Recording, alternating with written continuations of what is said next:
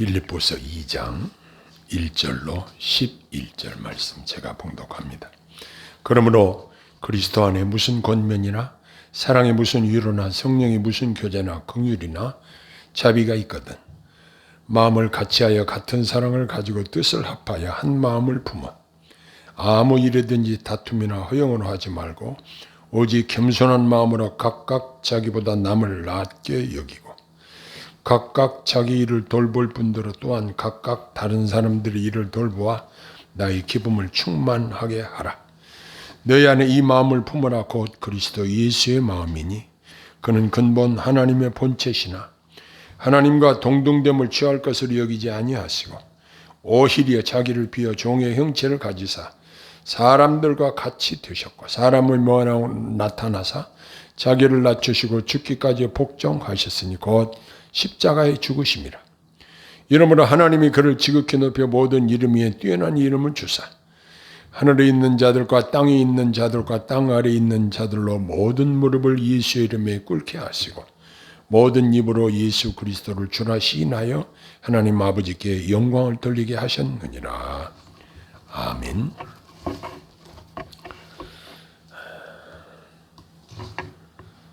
성경에서 우리들을 향한 수많은 명령들이 있지만 제가 생각하기에 가장 복되고 영광스러운 명령을 말하라고 한다면 바로 예수님의 마음을 품으라. 바로 오늘 5절에 있는 이 말씀이라고 할 수 있을 것입니다. 이처럼 이 말씀은 우리에게 중요한 의미를 부여하고 있습니다. 성경에 우리가 자주 들었던 말씀 중에 무릇 지킬 만한 것보다 네 마음을 지키라. 생명의 근원이 이에서 남이니라. 라는 말씀을 반복하여 들어서 생각이 나실 것입니다.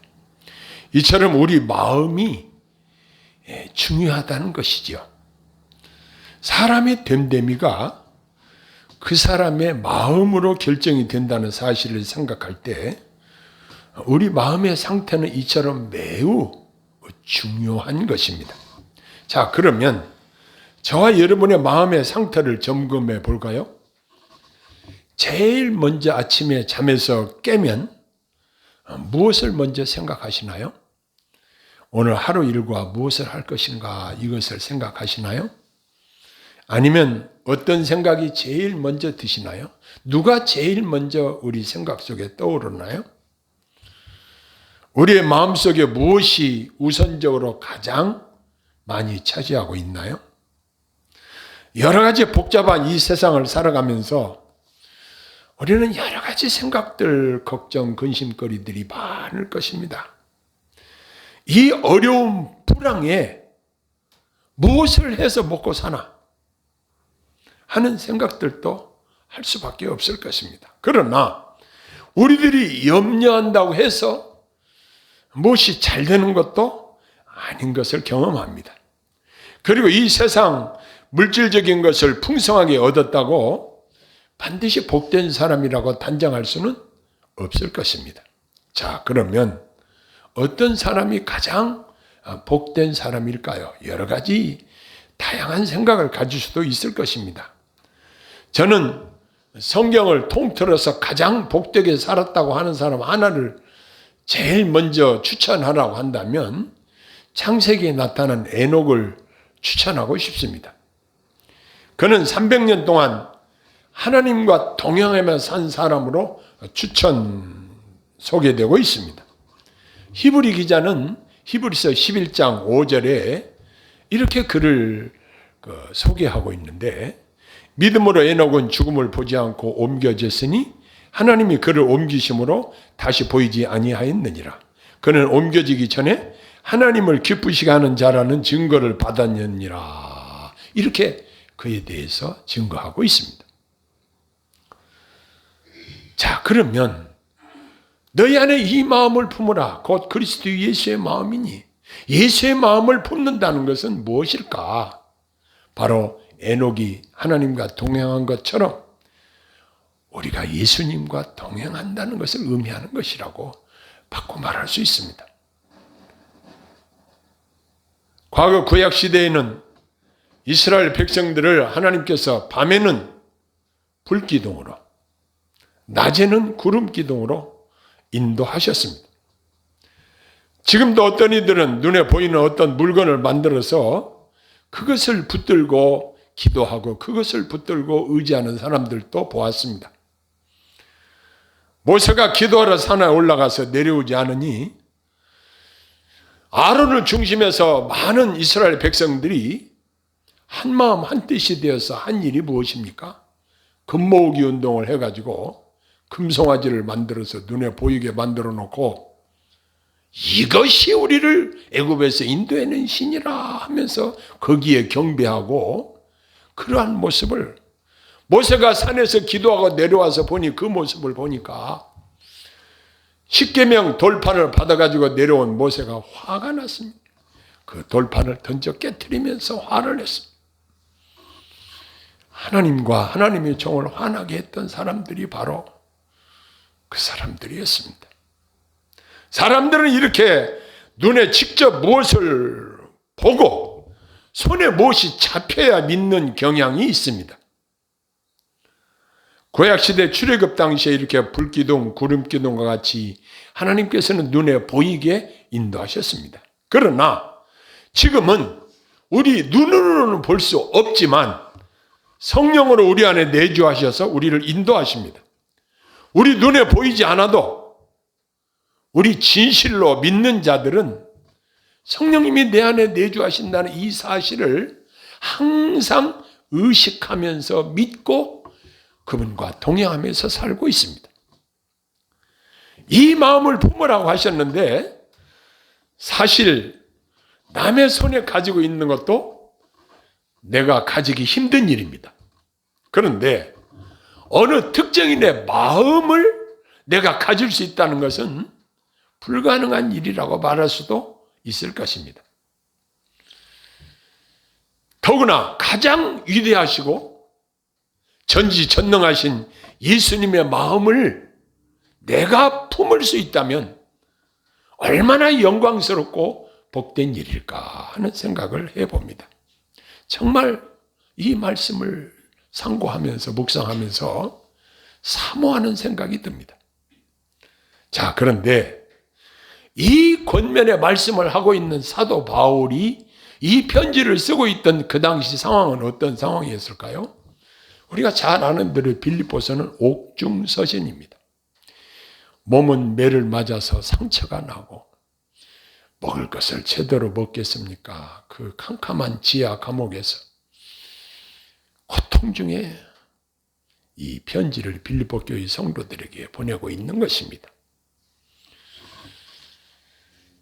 그의 마음에 가장 중요하게 생각하고 편지로 명령한 내용, 너희 안에 이 마음을 품으라고, 그리스도 예수의 마음이니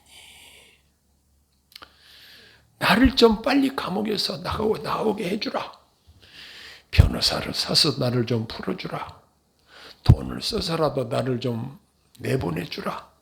높은 사람들을 만나서 가가지고 좀 로비를 해서 내가 자유로운 몸이 되게 해달라. 이것이 제일 갇힌 사람들의 소원이겠죠. 그런데 사도 바울의 소원은 다른 것이 아니었습니다. 빌립보 교회 성도들로 말미암아 예수님의 마음을 품고 살라는 이 명령을 간곡하게 하고 있었다는 사실입니다. 여러분 중에 군사훈련을 받으신 경험이 있는 분들이 있으실 것입니다. 그 중에 매우 힘든 훈련이 있는데 철조망 통과라는 훈련이 있습니다. 위로 철조망이 있는데 누워서 등과 허리와 발끝을 움직여서 총을 배 위에 올려놓고 철조망을 위로 손으로 들어가면서 거기 몸을 비틀어가면서 그걸 통과하는 그런 어려운 훈련이 있습니다. 거기를 통과하고 나오면 그 진흙, 황토흙이 군복에 묻어가지고 완전히 흙강아지가 되어버리고 맙니다. 때로는 철가시에 찔려서 피가 날 때도 있습니다. 몸은 온통 이렇게 힘들지만 이걸 통과하지 않으면 훌륭한 군인이 될 수 없습니다. 마찬가지로 오늘날 구원받은 하나님의 백성들이고 십자가의 군병들인 우리들에게는 반드시 통과해야 할 철저망 통과와 같은 삶의 고난이 저와 여러분이 통과해야 될 하나의 과정이라는 사실을 우리는 간과해서는 안 될 것입니다. 그래서 예수님의 마음을 품고 사는 그리스도인들은 예수님이 십자가의 공로로 말미암아 죄사함 받고 구원받았는데 동시에 저와 여러분들이 짊어지고 가야 할 내 몫에 십자가가 있다는 사실을 기억해야 할 것입니다. 그래서 예수님께서 제자들에게 밝히 말씀하시기를 너희가 나를 따라오려거든 자기를 부인하고 자기 십자가를 지고 나를 쫓을 것이니라 분명하게 명령하셨습니다. 흔히 우리들 대부분이 어떤 고통을 당할 때 그 고통이 내게서 물러가게 해달라고 간절하게 기도합니다. 그런데 사도 바울도 역시 자기 몸에 가시와 같은 늘 그를 괴롭히던 고질병이 있었다고 합니다. 그러나 실제로 사도 바울은 가는 곳마다 많은 환자들을 고쳐줬습니다. 심지어 바울의 몸에서 손수건만 갖다가 환자들의 몸에 얹어도 병이 나을 정도로 능력을 행하였던 그러한 사람이었습니다. 이렇게 바울은 놀라운 능력을 행하였던 사도였습니다.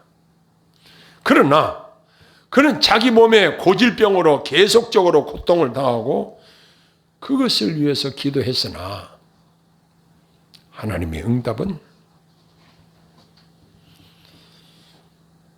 내가 너를 자고하지 않게 하려고 너의 몸에 주는 가시라 이러한 응답을 받았습니다. 바로 이것은 하나님의 배려라는 사실을 그로 하여금 깨닫게 하셨습니다.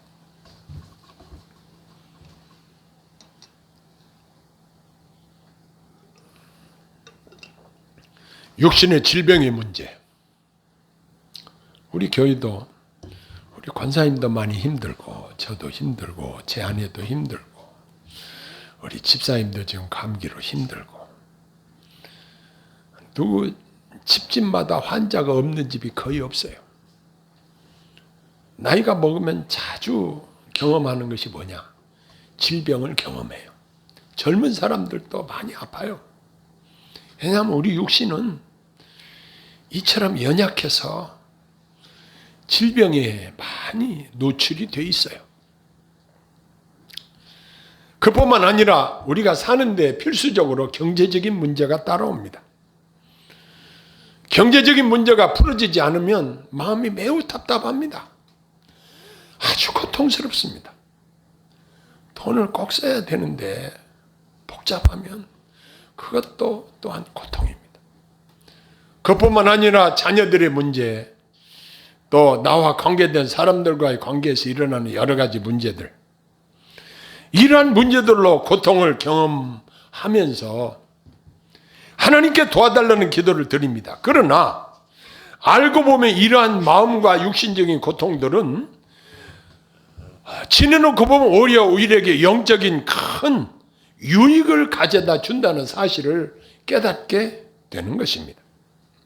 그러므로 나는 내 몫의 십자가를 지지 않겠다고 고집할 필요가 없다는 사실입니다. 잠깐 살다 가는 인생길에 주님이 지신 십자가를 생각하면서 주님도 십자가를 지셨는데 나라고 내 몫의 십자가를 지지 않겠다고 할 수 있겠는가? 이러한 마음 자세로 내가 지고 가야 할 내 몫의 십자가를 묵묵히 기쁘게 감당하며 지고 가십시다. 장차 우리에게 주어질 하나님 나라의 엄청난 영광을 바라보면서 내 몫의 십자가를 지고 순례길을 걸어갑시다. 어떤 시련이 내게 닥쳐온다고 할지라도 기쁘게 십자가 지고 주님의 발자취를 따라가십시다. 주님이 우리 등 뒤에서 도우시고 박수 쳐주시고 응원하실 것입니다.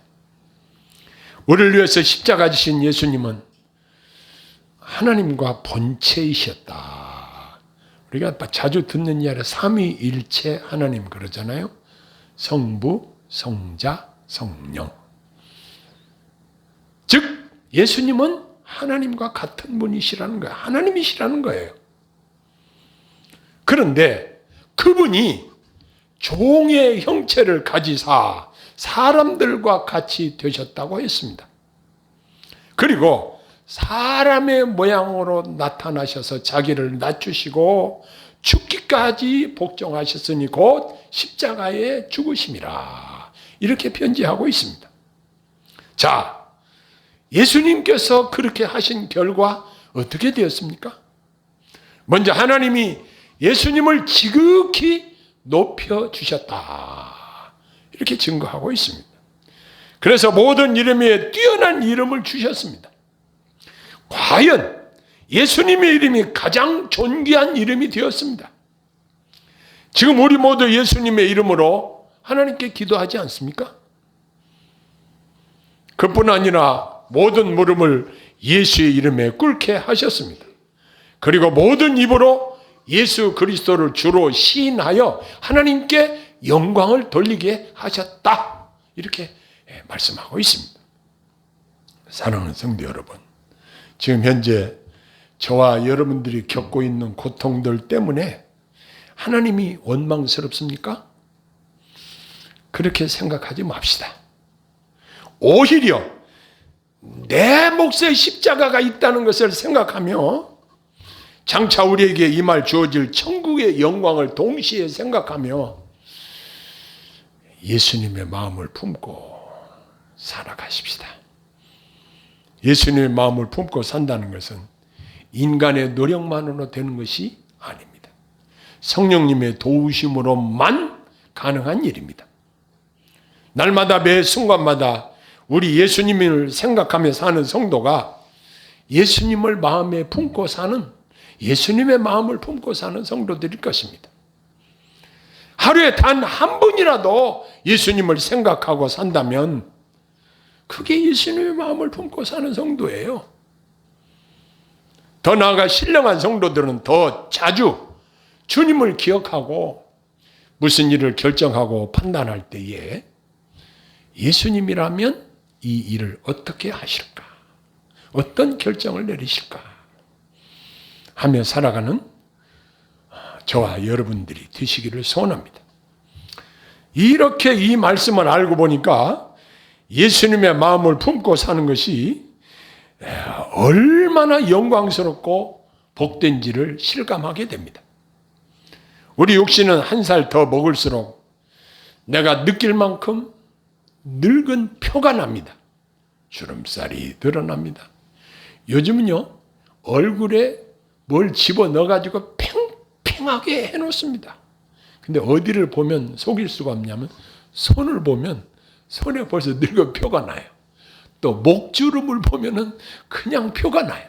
얼굴은 팽팽하게 막 10대들처럼 당겨놓지만 사람의 손으로 할 수 있는 게 한계가 있더라고요. 그리고 몸이 약해져서 여러 것이 아프고 힘드는 현상들이 나타납니다. 건강하게 팔팔하게 살기를 원하지만 그렇게 되지 않습니다. 이렇게 힘들게 고통을 견디며 살지만 장차 주실 천국의 영광을 바라보면서 오늘의 고통 기쁨으로 잘 감당하십시다. 우리의 소망은 이 땅에 있는 것이 아니라 하나님 나라에 있습니다. 날마다 예수님의 마음을 품고 우리 예수님과 동행하면서 그분을 생각하면서 사십시다. 주님의 위로와 평강이 우리들의 삶에 항상 함께 하기를 소망합니다. 기도하겠습니다. 하나님 아버지, 저희 낮고 천한 것들을 불쌍히 여기시고 이 영광스러운 명령을 우리에게 주셨습니다. 예수님의 마음을 품으라고 명령하셨습니다. 성령께서 또한 예수님의 마음을 우리 안에 집어넣어 주셨습니다. 주님, 예수님의 마음으로 생각하고 예수님의 마음이 인도하는 대로 행동하고 예수님의 마음을 늘 생각하며 살게 하옵소서. 우리가 내 몫의 십자가로 말미암아 고통을 당할 때도 내 안에 계신 주님이 위로하시고 힘주시고 잘 감당할 수 있도록 도와주옵소서. 어려움 당한 사랑하는 성도들 친히 위로하시고 응원해 주시고 힘주시고 인도하시기를 소원합니다. 이제 주님 앞에 저희들의 삶의 현장 속에서 항상 주님의 마음을 품고 살아가는 우리 모두가 되게 하옵소서. 예수님 이름으로 간절히 기도합니다. 아멘.